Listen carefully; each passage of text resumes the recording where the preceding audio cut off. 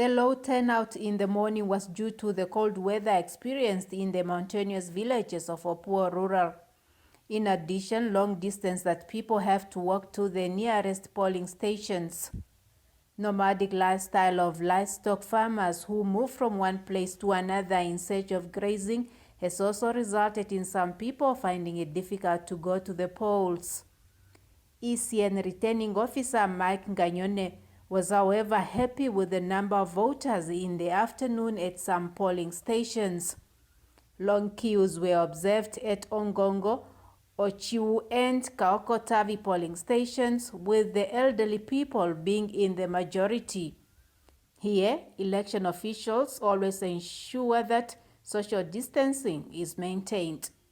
Voters singled out the need for upgrading of roads in Opuwo Rural, provision of electricity to their homestead, and clean drinking water as some of the reasons why they went to vote. We also want expansion of radio network because it's difficult if we want to send our message across on radio. Those are the things we want improved. We also caught up with some young people at Ombombo village, and this is what they had to say. Here we are suffering of networks and electricity in our home. We don't have electricity, it's just some homes have electricity.